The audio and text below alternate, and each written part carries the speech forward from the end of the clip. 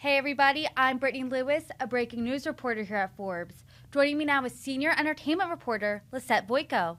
Lisette, appreciate you coming on. Thank you for having me. As you know, Forbes just dropped the list of the world's 10 highest paid entertainers of 2022. Before we dive into the list, can you walk us through the methodology? How did you find out just how much these entertainers are making? Absolutely. So, the way that we put this list together is, first of all, a year-long reporting effort. We're paying attention to what's going on in the news, and we're digging into interviews with agents, lawyers out in Hollywood, people who have been in the room where these deals happen, so to speak. And we also have a lot of primary data sources that help us out with record sales numbers, with book sales numbers, streaming numbers, all of those factor into the methodology that we use to calculate these final earnings. So let's get right into it. What type of entertainers make up this year's top 10? Sure. So we have a really good year, a strong year for music. Live music came back in a big way last year, as I'm sure.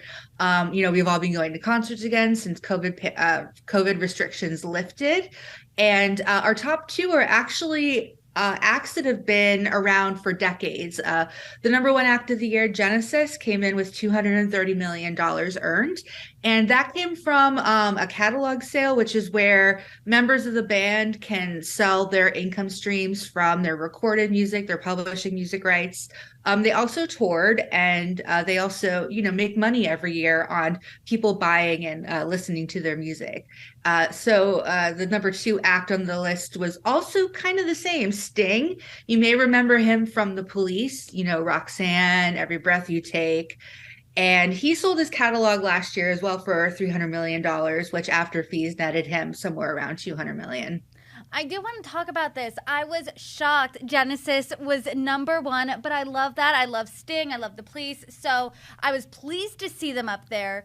But how are these acts, like also the creators of South Park, the creators of Simpsons, Rolling Stones were on there? How are these content creators who have been around for decades still standing the test of time? Sure. I think the better word to describe this group of people are artists. They're creating art and that resonates with people. Whether, you're listening to Paint It Black by the Rolling Stones or, you're watching an episode of South Park. What these people have done by being around for so many decades, so many years, is they've built these very deep, vast, and valuable libraries of music and of episodes of television. If you have I think The Simpsons has now 34 seasons to date. That's over 250 episodes of television, I believe, and counting.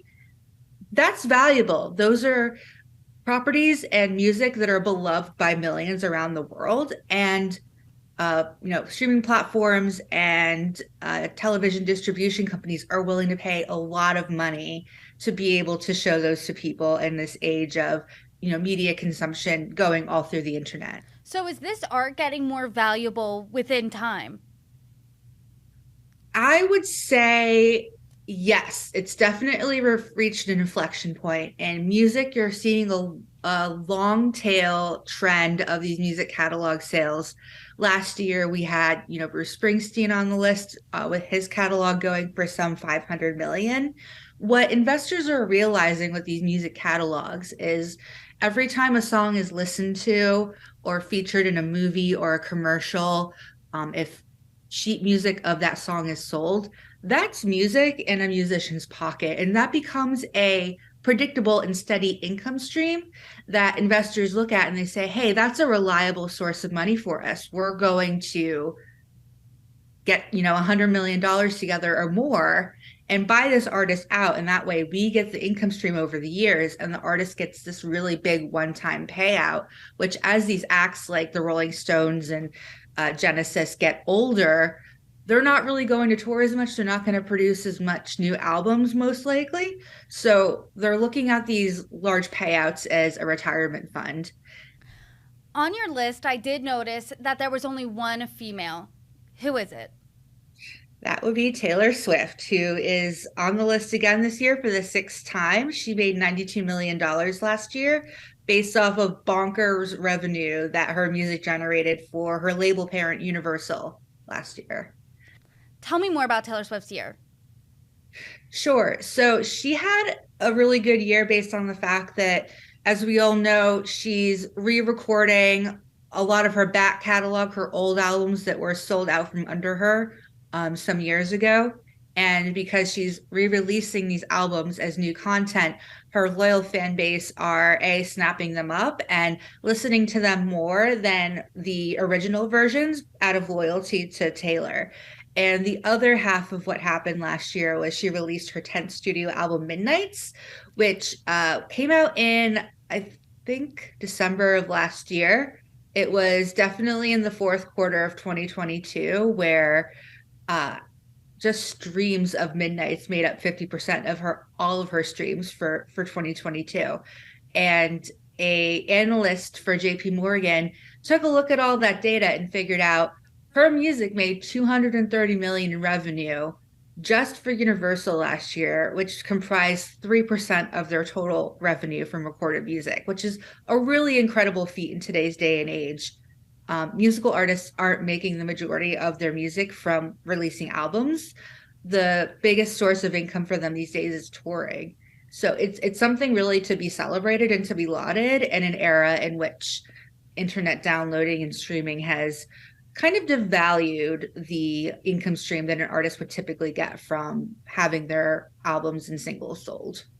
Your list showed a tremendous amount of musicians, but only two box office stars were on there, and that was Brad Pitt and Tyler Perry. Why aren't movie stars making as much money as musicians these days?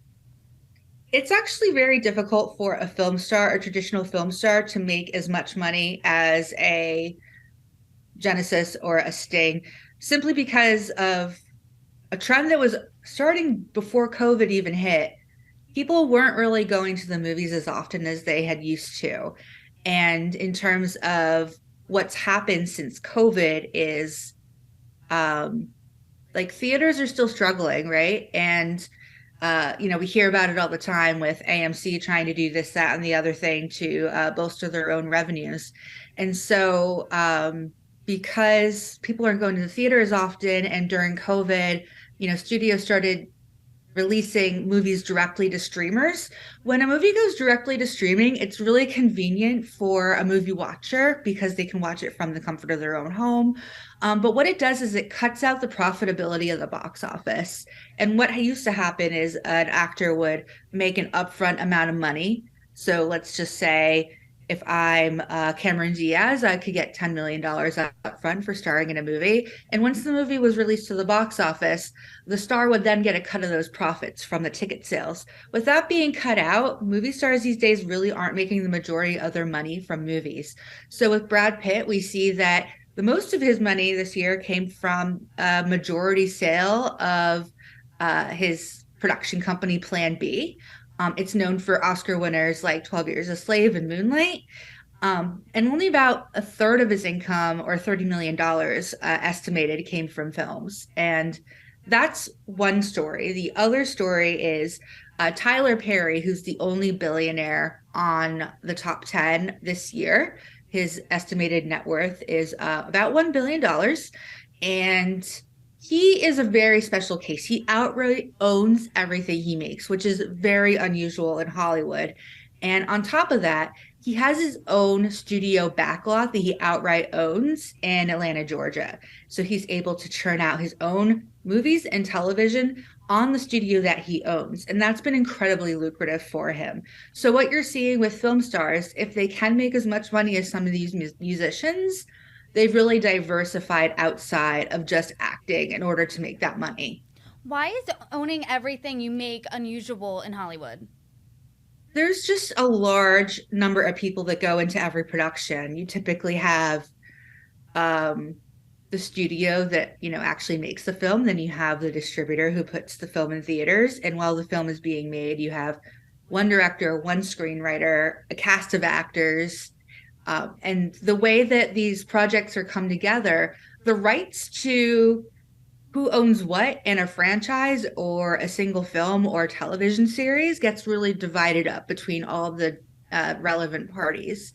And with Tyler Perry, especially with his television, he writes it, he directs it, he he does everything, And when it came to, the Medea movie franchise that he's very well known for, again, Medea was a character he invented that originated as stage plays he would perform across the country.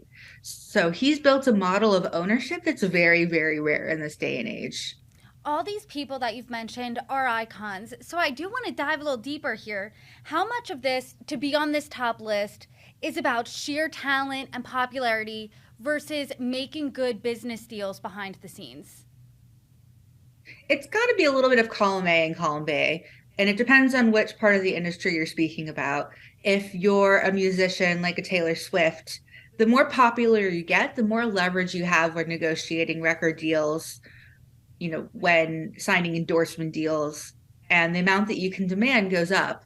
The only newcomer to our top 10 this year is the Puerto Rican rap star Bad Bunny, who, after being the highest streamed artist around the world over the past few years, grossed an astonishing 400 million through 2 tours he did last year alone, which, after the fees that we deduct for agents and managers and lawyers, which every star tends to have, give or take, there's individual setups, of course, that netted him $88 million, which is an incredible amount of money for someone who a few years ago was hugely popular in, what maybe the Western world would call like the Latin music scene.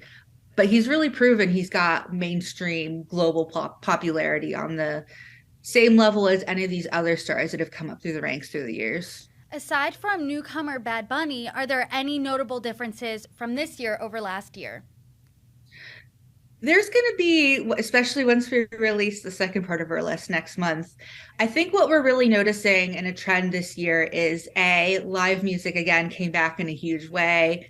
Everyone was touring, making up for 2 years of not being able to tour and not being able to make that money. And so there are going to be a lot of touring musicians on this list. And on the other half of it, you're starting to see that general interest content, whether it's television or movies or music, is really what moves large numbers of people. Take, for example, James Cameron, who made the list again this year after 12 years of being away. With the second Avatar release, it's already grossed over 2 billion in the box office globally. He's made at least 95 million after fees on that one film. Some, I think, at least a decade after the first Avatar came out.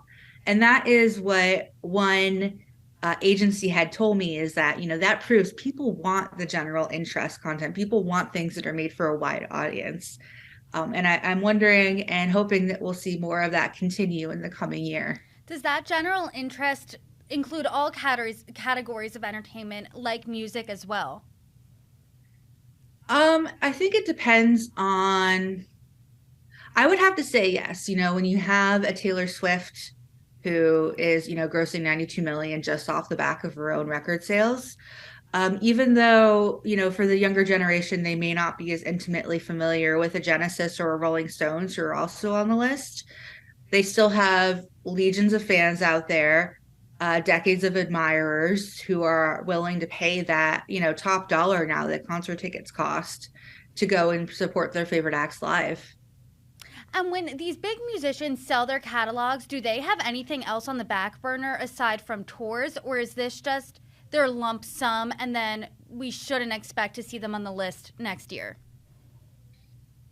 Mostly the catalog sale is like a one-time lump sum like you're speaking of. There are, again, it's a case-by-case basis because every deal is slightly different.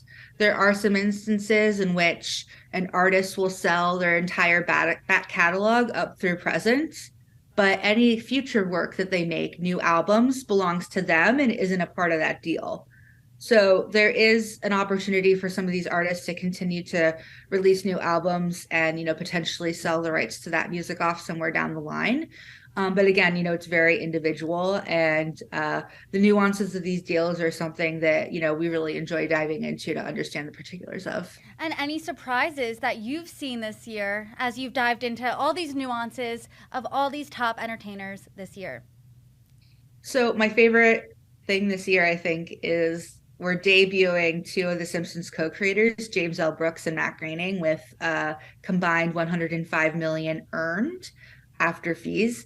This is the first time the Simpsons co-creators have made our list, and this is 34 years after the Simpsons first premiered. And it's really exciting because that that amount of money comes from a 2019 streaming deal. So this is something that happened a few years ago, 2019, where Disney Plus took over the streaming rights for The Simpsons, and all at that time there were 30 seasons. All 30 seasons migrated over to the Disney Plus streaming platform. That deal was reported at the time, but not the amount of money that they got for it. This is a previously unreported dollar amount of $105 million annually these two co-creators receive. That's really exciting because The Simpsons is such an iconic part of the pop culture landscape, responsible for some of the most iconic catchphrases and um, instantly recognizable characters. Really, really cool to include something like that. Of course, and you cover entertainment. Is this type of deal, this amount, 105 million, unprecedented?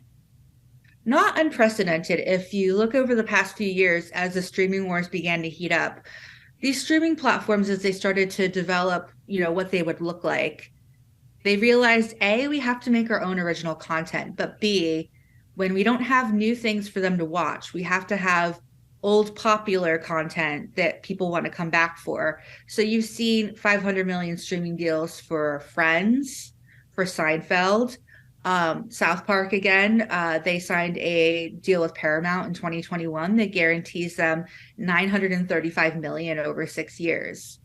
So these really popular franchises that have a really, I would say, important and universally loved place in the pop culture landscape are the TV libraries that studios will love to continue to fight over, I'm sure, in the years to come.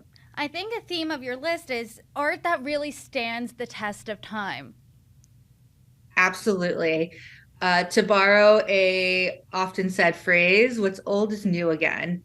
And I think that's also a reflection of investors' mindset at this point in time, whether you're a hedge fund looking to buy a music catalog or a studio deciding whether or not to greenlight or cancel programming, is what's old and what's been proven is more of a sure thing, especially in these uncertain times, again, as the world continues to unwind from the long-term effects of COVID. So I certainly think that that's a correct way of looking at it. Yeah, and everyone can always count on a laugh from The Simpsons. Don't have a cow, man. Lisette Voytko, thank you so much. Thanks for having me.